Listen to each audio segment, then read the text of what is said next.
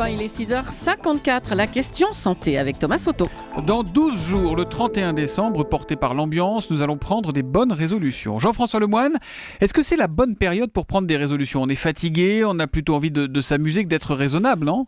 On sait que ce sont les premiers jours de janvier, au-delà du symbolisme, qui sont parfaits. Parce que les abus de ces 15 jours de réveillon qui nous attendent sont souvent la goutte d'eau qui a fait déborder le vase. Alors admettons, je pense ne pas me tromper en me disant que parmi les résolutions les plus courantes, il y a le fait d'arrêter de fumer. Ça, c'est le grand classique.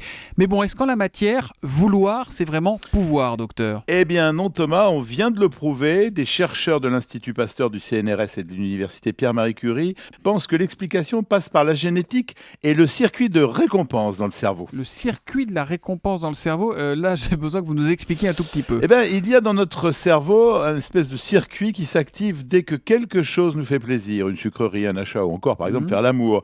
En s'activant, ce centre libère des substances qui provoquent une sensation de plaisir. Mais ces substances se détruisent vite.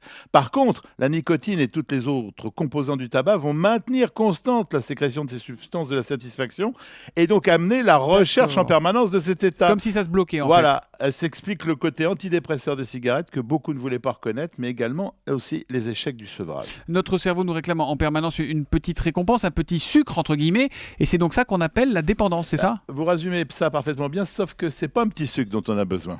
C'est comment les chercheurs ont-ils compris ce circuit ? Ils ont découvert qu'une modification de nos gènes, une cicatrice que l'on appelle une mutation, c'est un terme que vous entendrez de plus en plus, altère les effets de la nicotine en l'inactivant en partie. Alors les porteurs de cette modification ont donc besoin de davantage de tabac pour un plaisir identique à un fumeur qui n'a pas cette mutation. En moyenne, la consommation est triplée et donc la dépendance plus élevée. Et cette mutation dont vous nous parlez, elle est fréquente, docteur ? Elle est chez 35% des Européens, mais surtout chez 90% des gros fumeurs. Bon, donc je me résume, l'ennemi, c'est la nicotine. Oui, pas que, parce que sinon, comment expliquer, excusez-moi, les piètres résultats des essais, des essais d'arrêt du tabac avec 80-90% de rechute à un an malgré gomme, patch et autres médicaments à base de nicotine. Parce qu'il n'y a pas que la nicotine, qui crée la dépendance. Dans la fumée, il y a des milliers d'autres agents d'aromatisation comme le réglisse, les sucres, le menthol ou l'ammoniac favorisent l'installation et le maintien de la dépendance. Alors, le tabac devient aussi attractif que l'héroïne, la cocaïne et l'alcool. Tout ça, ça veut dire, Jean-François Lemoine, que vouloir arrêter de fumer, c'est peine perdue ? Pas du tout. Il faut simplement comprendre que les gros fumeurs qui ont cette mutation, pour eux, c'est plus difficile que pour les autres. Et les traiter autrement qu'avec des arguments psychologiques de volonté bidon. Ouais. On peut envisager dans un avenir assez proche qu'un simple test ADN permettra de connaître son statut par rapport à la nicotine, de retrouver cette cicatrice, cette mutation. Julie ?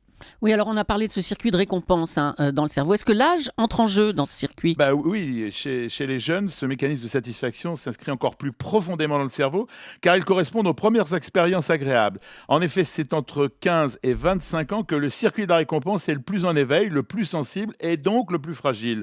Donc, plus on commence tôt, plus le cerveau sera dépendant. Les spécialistes en font le triste constat, 2 cigarettes par jour à 15 ans pendant quelques mois suffisent à faire basculer dans la dépendance. Proust l'avait bien dit, mais lui, il parlait de Madeleine. Ça faisait moins de mal. Merci Jean-François Lemoine. On vous retrouve demain matin à 7h moins 5. Demain, bien sûr. À demain.